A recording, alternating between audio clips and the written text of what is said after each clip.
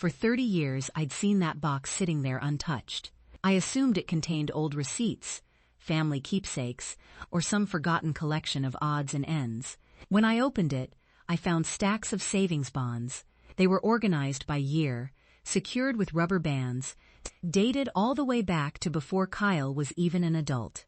Every birthday, every bonus, every good financial year, small purchases spread across nearly 3 decades.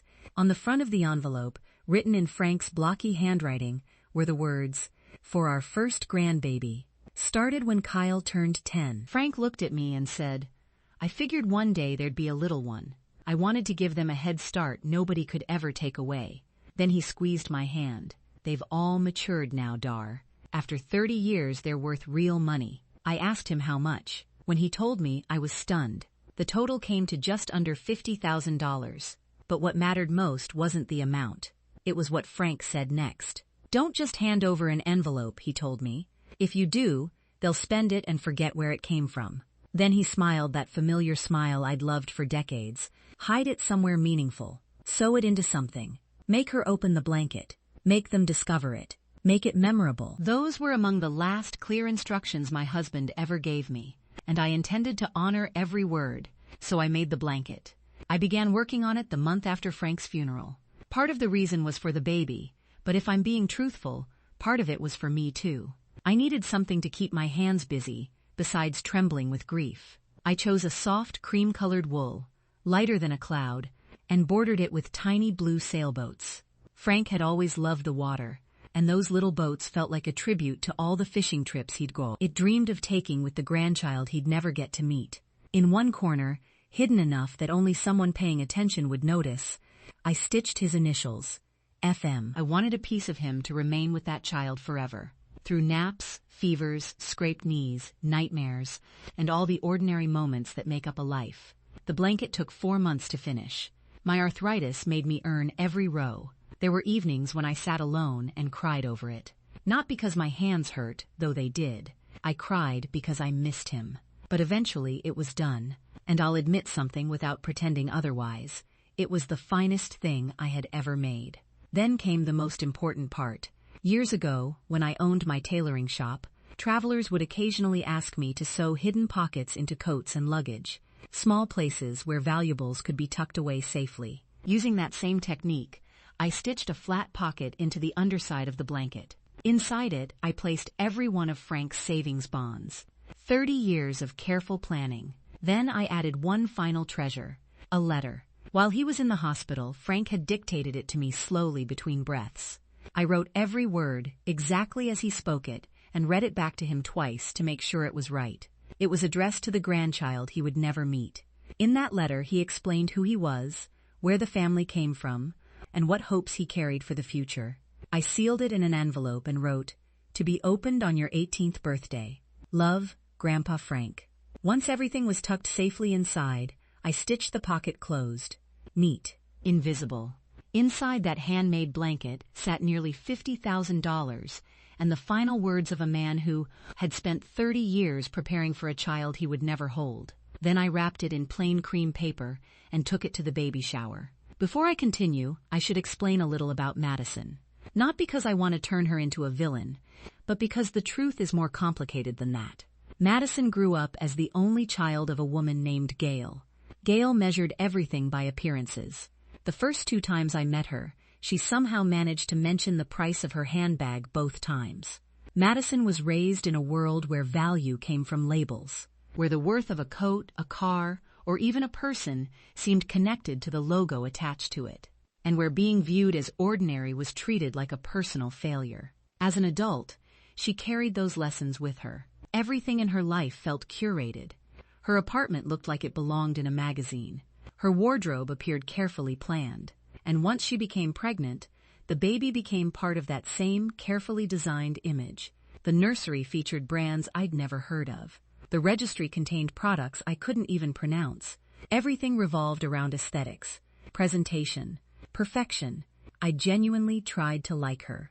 In the beginning, she wasn't openly mean to me. Instead, she looked at me with polite discomfort, the same expression someone might wear while browsing a thrift store, as if my existence somehow didn't fit her world. The sad part is that I don't think Madison was truly arrogant. I think she was scared. Scared in the way her mother taught her to be. Afraid that if people looked closely enough, they might discover she wasn't as perfect as she appeared. People who spend their lives chasing status often miss genuine value when it's standing directly in front of them. And that was exactly what Madison was about to prove. Unfortunately, she would do it while holding something priceless. Now let me tell you about Kyle, because the part of this story that still hurts the most isn't Madison. It's my son. Kyle has spent his entire life avoiding conflict. Some people fear heights. Some fear spiders. Kyle fears confrontation. He's kind, funny, loyal, and he adored his father. When he fell in love with Madison, he fell completely. Somewhere along the way, he started choosing peace over honesty, agreement over disagreement, silence over resistance. When Madison and Gail filled their world with labels and appearances, Kyle simply adapted. It was easier, and Kyle has always preferred easier. After Frank died, Kyle grieved quietly. The way many men do, he rarely showed it publicly. But late at night he would sometimes call me just to talk about his dad. Frank's old fishing hat still hung beside his front door. Of all people, Kyle understood exactly who his father was.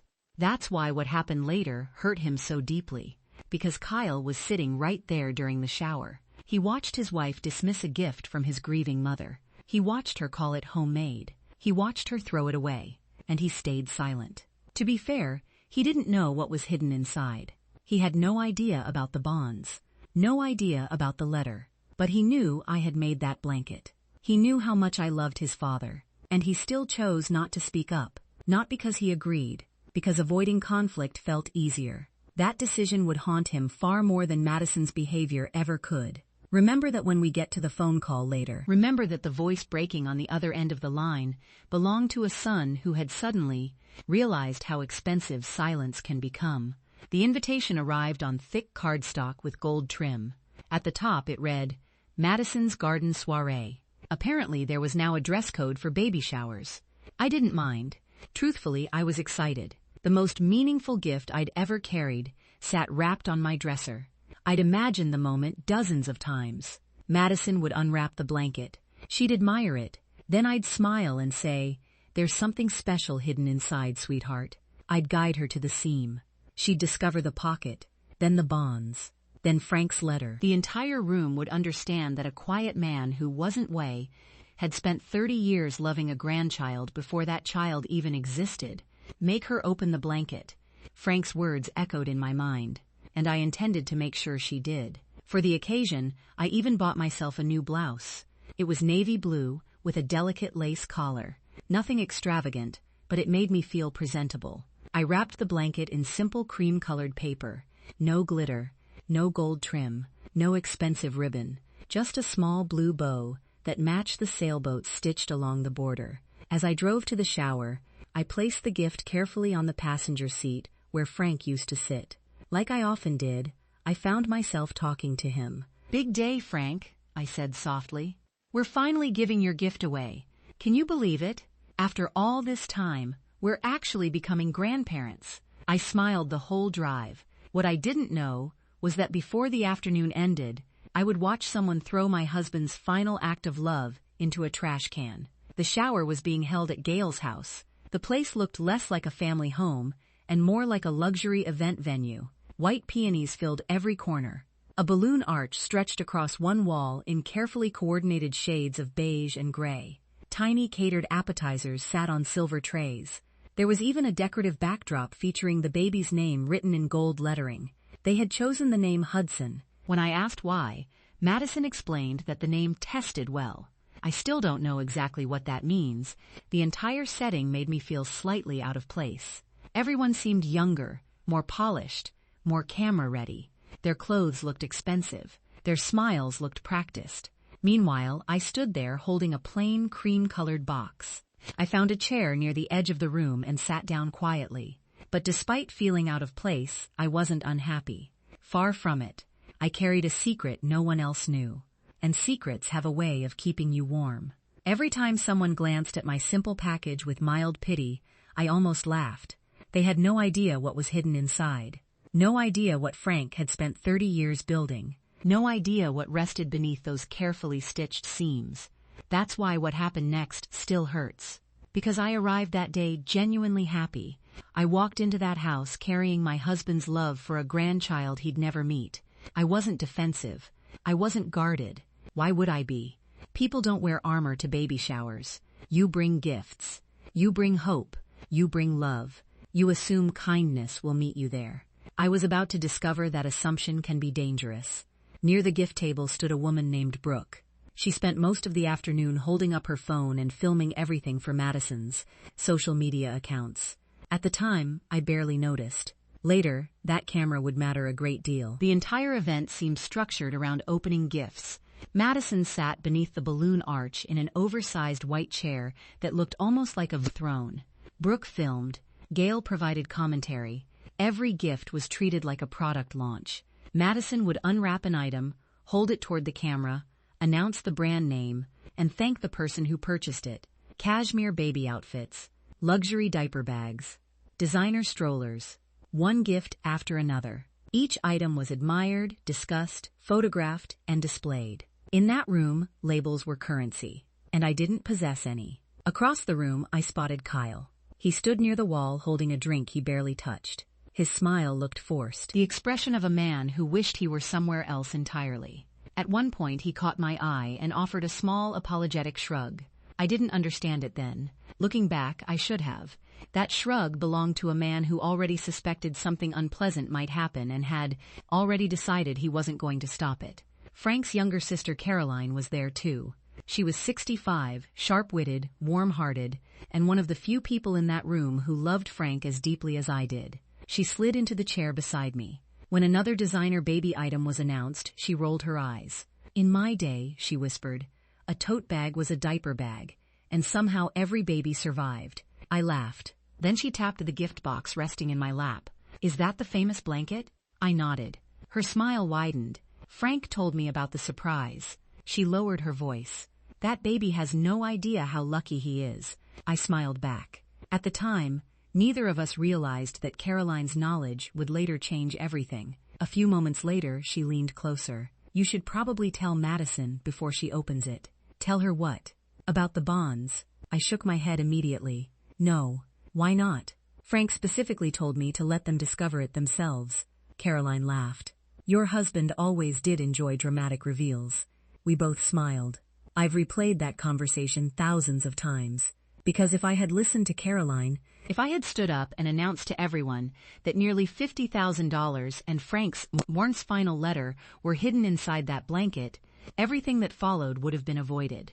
Madison would have handled it like a priceless artifact. There would have been no humiliation, no lesson, no story. But I didn't say anything, partly because I wanted to honor Frank's final wish, and partly because it never occurred to me that anyone would throw away a handmade blanket.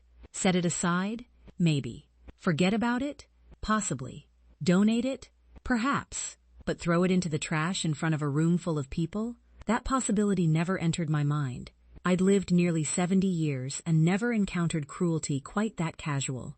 The gifts continued. The pile beside Madison's chair grew larger and larger. Eventually only 2 packages remained. A gift card in an envelope, and my cream-colored box. Gail picked it up. Reading the tag aloud, she announced, "From Grandma Darlene." Her tone carried the same kind of polite condescension people use when admiring a child's finger painting. A few guests smiled. Someone raised a phone. Madison accepted the package. She glanced at the plain wrapping paper. Something in her expression tightened. Then she smiled. Let's see what Grandma made. She removed the ribbon and peeled away the paper. For one brief moment, I felt hopeful. The blanket unfolded beautifully. The cream wool caught the light. The tiny blue sailboats lined the border. Frank's hidden initials rested quietly in the corner. To me, surrounded by factory-made luxury items, it looked like the most authentic thing in the room. Madison lifted it by 2 corners, the way someone might inspect an item for defects. I watched her eyes. I watched the exact moment she realized it had been handmade, the tiny imperfections, the subtle signs of human work, the evidence that someone had invested time, effort, and love into every stitch. And I watched her decide what that meant. Her nose wrinkled, only slightly, but enough. Oh, she said. Then she looked directly at me. "You made this?" "Yes, sweetheart," I answered warmly. I started leaning forward. I was about to tell her about Frank, about the hidden seam, about the pocket, about everything. But before I could say another word, Madison turned back toward the room and spoke over me. "That's so sweet." Her voice carried the polite finality people use when ending conversations. Then she added, "It's very homemade." Gail laughed lightly. Bless her heart. The room chuckled. A familiar feeling settled over me, that subtle sensation of being reduced, dismissed, made smaller. Still, I wasn't worried yet. I assumed the worst part was over. I thought I'd simply explain everything later. Show Madison the pocket privately. Reveal Frank's gift. Let the truth rescue the afternoon. I had no idea how wrong I was. What happened next unfolded in seconds. And even now, I can replay every moment in perfect detail. Everything happened so fast that at first, I could barely process it. Madison folded the blanket over her arm and slowly looked around the room. Her eyes moved across the guests, the designer gifts stacked beside her chair, the balloon arch, and the phones recording every moment. Then I saw the decision happen. The blanket didn't fit the image she wanted to present. It wasn't expensive enough. It didn't match the carefully curated nursery she had spent months creating. And with Brooke's camera pointed directly at her, she chose to turn it into a joke. A tall stainless steel trash can stood near the gift table, lined with a crisp white bag for wrapping paper and discarded decorations. Madison stood up, still smiling for the audience, and walked toward it with the blanket draped over her arm. "I love Grandma," she laughed, and several guests laughed with her. "But we've already planned the nursery aesthetic." A few people nodded. Then she held the blanket over the open trash can. "We only use designer things here," she said, and released it. The blanket dropped into the bin. Frank's sailboats, Frank's initials, Frank's 30 years of patient saving, Frank's bonds, Frank's final letter. Everything disappeared into the trash. For a brief second, the room froze. Then came the laughter. Not from everyone, but from enough people. The nervous laughter of people following the crowd and trying not to stand out. Brooke's camera captured every second. Gail clapped as though something amusing had happened. Across the room, my son turned pale. Kyle opened his mouth as if he wanted to speak, then closed it again. He stayed silent. That hurt more than anything else. More than the blanket hitting the garbage. More than the laughter. More than Madison's words. My son's silence was the deepest wound of all. Over the years, people had called me old-fashioned, behind the times, and a harmless little grandmother who spent her days with yarn and knitting needles. None of that had ever bothered me. But hearing, "We only use designer things here," while my husband's final gift sat inside a trash can, struck somewhere much deeper. In that moment, I had a choice. I could have stood up and exposed everything. I could have shouted, "Do you have any idea what you've just thrown away? There is nearly $50,000 hidden in that blanket. There is a dying grandfather's last letter inside that blanket." I could have created a scene nobody would ever forget, and part of me desperately wanted to. The grieving widow wanted to. The mother wanted to. The woman whose aching hands had spent 4 months knitting every row wanted to. But I didn't. Because 3 things became clear to me all at once. First, the bonds and the letter were still safe. Madison had never discovered the hidden pocket. Second, everything had been recorded. The truth now existed on video, and it wasn't going anywhere. Third, and most importantly, I suddenly understood something about Madison. Public confrontation would change nothing. She would explain, justify, and defend herself. But learning the truth later, after everyone had already seen exactly what she had done, would be something she could never escape. So instead of making a scene, I chose dignity. I stood up quietly. As people noticed me moving, the room gradually fell silent. I walked across the room, reached into the trash can, and took back what belonged to me. If you've ever had something made with love, treated like garbage, if you've ever watched your time, effort, and heart dismissed because it lacked the right label, then you understand the silence that follows. It's the silence where you decide how much of yourself you hare, because of you we're willing to defend in front of people who have already judged you. I lifted the blanket from the bin. A few scraps of wrapping paper clung to it. I brushed them away, folded it neatly, and slipped it into my bag. By then, the laughter had completely disappeared. Even Madison looked uncomfortable. She seemed to realize she had misjudged the room. Trying to recover, she forced a smile. "Oh, did you want it back?" she asked lightly. "That's fine. You can take it." I looked at her calmly. "It's all right, dear," I said. My voice never shook. "It's probably not your style. I'll keep it." My calmness unsettled her more than anger ever could have. She had prepared herself for tears or outrage. She knew how to respond to those. But a quiet old woman calmly reclaiming her gift was something she hadn't expected. I turned toward the room. "I think I'll head home now," I said gently. "Thank you for inviting me, and congratulations on the baby." I caught Caroline's eye and gave her a small, reassuring nod. Then I picked up my bag, with Frank's gift safely inside, and walked out. My back remained straight the entire way. I didn't cry in front of anyone. Not once.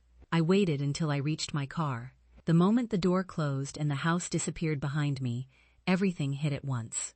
I pulled the blanket into my lap and held it tightly. It carried a faint smell from the trash can. Banana peels, plastic, garbage bags. Strangely, that was what finally broke me. Not Madison. Not the laughter. Not even the humiliation. It was knowing that Frank's final gift had spent even a few minutes smelling like garbage, because someone wanted a social media moment. Tears filled my eyes. "I'm sorry, Frank," I whispered. "I should have protected it better. I should have told them." I sat there crying for a while, but grief and clarity often arrive together. As the tears faded, something else settled over me. Certainty. A deep, quiet certainty. The kind that comes when muddy water finally becomes still. I realized immediately that I wasn't going to hand Frank's legacy over the way I had originally planned. Not after this. Not into hands that measured value by logos and appearances. Not into a household capable of mistaking something priceless for something disposable. Frank had told me, "Make it last. Make them find it. Make it mean something." And suddenly I understood that simply handing over the money would betray the spirit of what he had wanted. But there was one person who still deserved every penny of that gift. The baby. Little Hudson. He had done nothing wrong. He was innocent in all of this. Frank hadn't saved that money for Madison. He hadn't saved it for Kyle. He had saved it for his grandchild. And that promise wasn't changing. Somewhere during the drive home, I stopped thinking like a wounded widow and started thinking like a woman who had spent 40 years solving difficult problems. I wasn't thinking about revenge. I wasn't thinking about creating a scene. I was thinking about how to honor Frank's wishes in a way that nobody would ever be able to throw away again. The phone rang before I had even fully settled into the quiet of my house. The first call came from Caroline. The moment I answered, I could hear the regret in her voice. She apologized over and over for what had happened at the shower, saying she should have stepped in and spoken up. I assured her that the blanket was safe and that everything important was still inside. After a brief pause, she asked if Madison had ever discovered the hidden pocket. When I told her no, Caroline admitted that after I left, she had confronted Kyle and revealed the truth about the savings bonds and Frank's letter. She said the color drained from his face the moment he realized what had been hidden inside the flirt. And after we ended the call, I stood alone in my kitchen and thought about my son. Somewhere across town, he was coming to terms with the fact that he had watched his father's final gift get tossed into a trash can and had done nothing to stop it. I knew a call was coming, so I put water on for tea and carried the blanket to my kitchen table. Before the phone rang again, I carefully opened the hidden seam and checked the contents. The savings bonds were still there, stacked neatly together, representing 30 years of patience and planning. Beside them rested the sealed envelope Frank had dictated in the hospital, addressed to the grandchild he would never meet. I ran my fingers across the handwriting and thought about the effort he had made to leave something meaningful behind. He had imagined a future where his grandchild would sit down at 18 years old, open that letter, and finally meet the grandfather who loved him long before he was born. The thought that someone had nearly thrown that future into the garbage for a laugh still hurt. Frank had always told me to make them open the blanket, to make the discovery meaningful, but Madison had never even looked beyond the surface. She saw a handmade gift, judged it within seconds, and discarded it without ever knowing what it contained. I carefully placed everything back inside and left the seam open, feeling certain that the blanket's true purpose had not yet been fulfilled. A few moments later, the phone rang again. This time it was Kyle. The second I heard his voice, I knew he was devastated. He asked me immediately if I still had the blanket. I told him I did and that everything inside was safe. The relief in his voice was overwhelming. It sounded like someone who had been holding his breath for hours, finally being allowed to breathe again. Then he asked the question he had been dreading. He wanted to know exactly what had been hidden inside. I told him the truth. I explained that Frank had spent nearly 30 years buying savings bonds for his future grandchild, and that they had matured into nearly $50,000. Then I told him about the letter, the final message his father had dictated from his hospital bed, for the grandchild he would never meet. Silence filled the line. When Kyle finally spoke again, his voice was breaking. He admitted that he had stood there and watched it happen. He said he kept telling himself it was only a blanket, and that speaking up would create no necessary conflict. But now he understood it had never been just a blanket. It was his father's love, his father's legacy, and his father's final gift. He confessed that he would never forget standing there and doing nothing. I listened while he cried, because there was nothing else to do. Some lessons can only be learned by feeling their full weight. After a long silence, he asked how I could remain so calm. He said he wouldn't blame me if I never wanted to speak to him or Madison again. I looked at the blanket resting on my table and told him that nothing truly valuable had been lost. Frank's gift was still safe. The baby would still receive every dollar and every word his grandfather had left behind. The only thing that had been lost was the illusion that appearances mattered more than character. Then Kyle asked what he should do next. His voice sounded different now, stronger than it had in years. For the first time, he wasn't looking for the easiest path. He was looking for the right one. I told him I wanted everyone together. Him, Madison, Gail, Caroline, everyone. I wanted them all in the same room. I wanted the blanket opened properly, and I wanted every person there to see exactly what had been hidden inside and exactly how close they had come to losing something priceless. Then I thought about Frank's final instructions and smiled sadly to myself. He had told me to make them open the blanket, and one way or another, that was finally going to happen. The next morning, Kyle called again. This time there was determination in his voice instead of panic. He told me he had spoken to Madison the night before and that the conversation had not gone well. At first, she thought he was exaggerating. She couldn't believe that a handmade blanket could contain anything valuable. When he explained about the savings bonds and Frank's letter, she became defensive. She insisted she had only been joking and that everyone knew it wasn't meant seriously. But Kyle wasn't interested in excuses anymore. For the first time in years, he refused to back down. He told her that what mattered wasn't whether she meant it as a joke. What mattered was that she had revealed exactly how she judged people and their gifts. He reminded her that she had thrown away something made with love before even taking a moment to. According to Kyle, the room went quiet after that. Madison had no response because deep down she knew he was right. Later that afternoon, I received a call from Gail. Unlike Kyle, she wasn't calling to apologize. She wanted to explain. She said people were making too much of the situation and that misunderstandings happen all the time. She insisted Madison had been under stress because of the pregnancy and had never intended to hurt anyone. I listened politely, but I noticed something important. Not once did Gail ask how I felt. Not once did she apologize for laughing. Not once did she acknowledge that a human being's feelings had been crushed in front of a room full of people. Everything was about managing the consequences, not accepting responsibility. When the call ended, I felt strangely calm. The more people talked, the clearer everything became. 2 days later, Kyle arranged a family gathering at his house. Everyone agreed to come.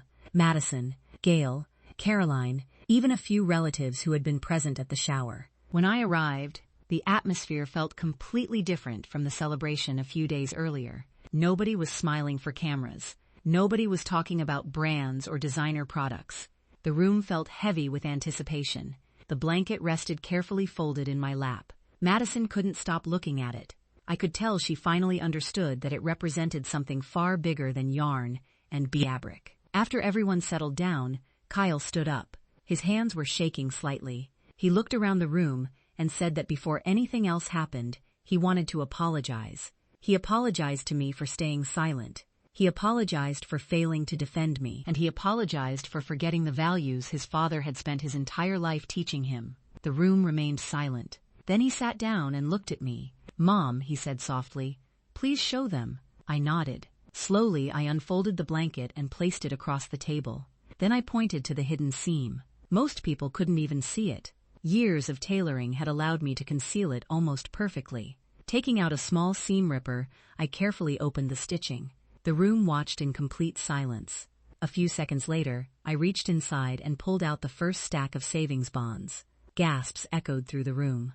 Then came another stack, and another. One by one, I placed them on the table. 30 years of planning, 30 years of love, 30 years of a grandfather preparing for a child he would never meet. Nobody spoke. Nobody moved. Finally, I removed the envelope, the one addressed to Hudson, the one containing Frank's final words. The moment people saw the handwriting on the front, the entire room changed. Suddenly, this wasn't about money anymore. It wasn't about the value of the bonds or what they were worth. It was about a man who had loved his family so deeply that he spent decades preparing a gift for a future he knew he might never see. I looked up and saw tears in Caroline's eyes. Kyle was crying openly now. Even some of the relatives who barely knew Frank were wiping away tears. Then I looked at Madison. She wasn't crying. She looked stunned, completely stunned, like someone who had spent her entire life believing value could be measured by price tags, and had just discovered how wrong she had been. For a long moment, nobody said anything. Then Madison finally spoke. Her voice was barely above a whisper. I threw that away. No one answered. She looked down at the blanket again. I threw all of this away without even looking at it. And for the first time since I had known her, there was no defensiveness in her voice. No excuses. No performance. Just regret. Real regret. The kind that comes when a person is forced to face themselves honestly. Then she began to cry. Not because of the money. Not because of what people thought about her. But because she finally understood what she had actually done. And in that moment, something important changed. Not just for Madison. For everyone in the room. Because sometimes the most valuable lessons arrive disguised as mistakes. And sometimes the things we almost lose teach us more than the things we keep. The blanket had finally been opened, just as Frank wanted, and now everyone understood its true worth. After several minutes, the silence in the room finally broke. Madison wiped her eyes and looked directly at me. For the first time since I had known her, there was no carefully managed image, no performance, and no attempt to impress anyone. She simply looked ashamed. "I'm sorry," she said quietly. "I know those words aren't enough, but I'm sorry." I studied her face for a moment. People often think forgiveness is about forgetting what happened. It isn't. Forgiveness is deciding that a painful moment will not control the rest of your life. I nodded slowly. "I believe you're sorry," I told her. More tears filled her eyes. Then she surprised everyone. She stood up, walked across the room, and knelt beside my chair. "I spent so much time worrying about appearances," she admitted. "I cared more about how things looked than what they meant. And because of that, I almost threw away the most valuable gift anyone has ever given my son." Nobody spoke. Nobody interrupted. She wasn't speaking to defend herself anymore. She was speaking because she finally understood. Gail sat quietly in the corner, unable to offer excuses this time. Even she seemed to realize that some mistakes cannot be explained away. They can only be acknowledged. Then Madison turned toward the blanket and gently ran her fingers across the sailboats, stitched into the border. "You made all of this by hand?" she asked. I smiled softly. "Every stitch." She looked at me with fresh tears in her eyes. 4 months of work? I nodded, and a lifetime of love behind it. That answer seemed to hit her harder than anything else. Because in a world where almost everything can be purchased, love remains one of the few things that must be given freely. A few minutes later, Kyle asked if we could read Frank's letter aloud. At first, I hesitated. The letter had been written for Hudson's 18th birthday. But then I remembered Frank. He would have wanted his family together. He would have wanted everyone to understand why he had written it. So I carefully opened the envelope. The room became completely silent. As I read Frank's words, it felt as though he was sitting there with us. He wrote about hard work, kindness, family, honesty, and the importance of character. He told his future grandchild that people would always judge others by money, appearances, and status, but that true worth could only be measured by how you treat people when there is nothing to gain. By the time I finished reading, there wasn't a dry eye in the room. Even Gail was crying. Kyle sat with his head lowered. Madison held Hudson in her arms and wept quietly, and for the first time since Frank died, it felt like he had come home for a little while. Over the next few months, something remarkable happened. Madison changed. Not overnight. Real change never works that way. But little by little, she became a different person. The obsession with appearances slowly faded. The need to impress everyone disappeared. She began asking me to teach her how to sew.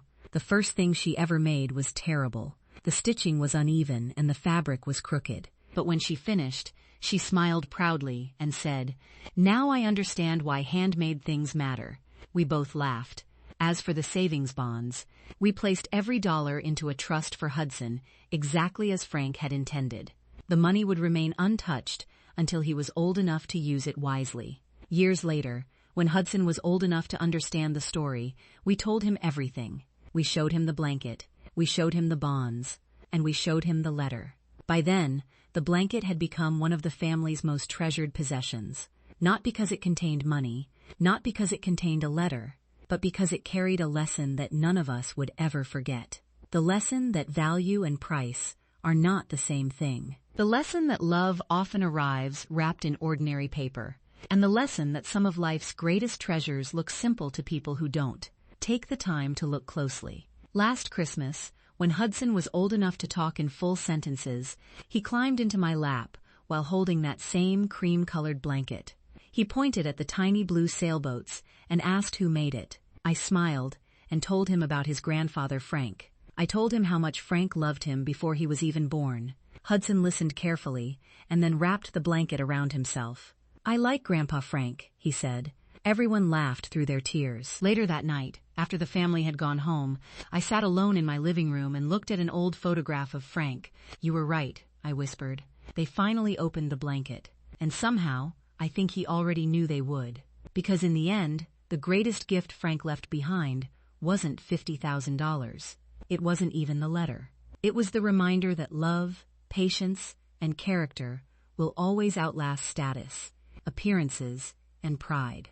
The blanket survived, the lesson survived, and most importantly, the family survived. Sometimes the things people throw away end up becoming the very things that save them. And that is why, whenever I look at those little blue sailboats stitched along the border, I no longer remember the trash can. I remember the love that was hidden inside, and that made all the difference. The end.